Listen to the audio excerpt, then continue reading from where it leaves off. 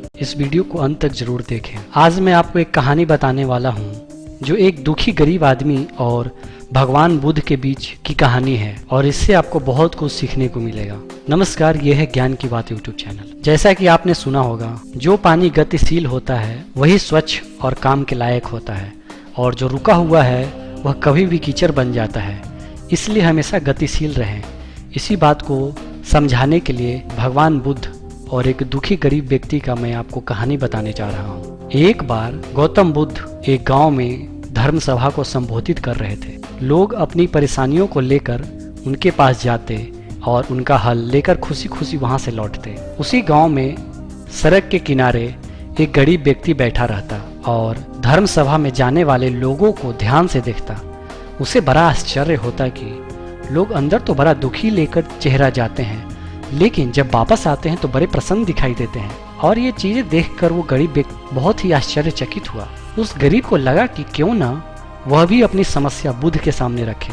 मन में यह विचार लिए वह महात्मा बुद्ध के पास पहुंचा। वहां जाकर उस दुखी गरीब व्यक्ति ने देखा कि लोग पंक्तिबद्ध खड़े होकर उन्हें अपनी समस्या बता रहे थे और वह मुस्कुराते हुए सबकी समस्या हल कर रहे थे। जब उसकी बारी आई तो उसने सबसे पहले महात्मा को प्रणाम किया और कहा, भगवान, इस गांव में लगभग सभी लोग खुश हैं और समृद्ध हैं, फिर मैं ही क्यों गरीब हूँ। इस पर भगवान बुद्ध मुस्कुराते हुए बोले, तुम गरीब और निर्धन इसलिए हो क्योंकि तुमने आज तक किसी को कुछ नहीं दिया। आश्चर्यचकित होकर गरीब बोला, भगवान, मेरे पास भला दूसरों को देने के लिए क्या होगा। मेरा तो स्वयं का गुजारा बहुत मुश्किल से हो पाता है।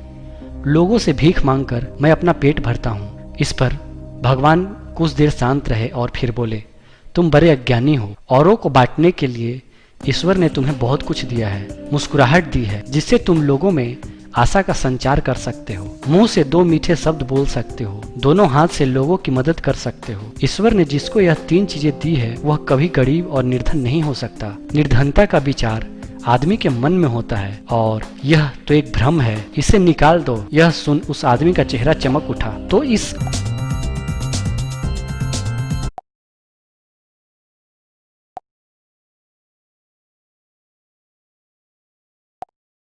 औरों को बांटने के लिए ईश्वर ने तुम्हें बहुत कुछ दिया है, मुस्कुराहट दी है जिससे तुम लोगों में आशा का संचार कर सकते हो। मुंह से दो मीठे शब्द बोल सकते हो, दोनों हाथ से लोगों की मदद कर सकते हो। ईश्वर ने जिसको यह तीन चीजें दी है वह कभी गरीब और निर्धन नहीं हो सकता। निर्धनता का विचार आदमी के मन में होता है और यह तो एक भ्रम है, इसे निकाल दो। यह सुन उस आदमी का चेहरा चमक उठा। तो इस कहानी से आप समझ गए होंगे कि दुखी और गरीब होना एक भ्रम है, ना कि वास्तविकता।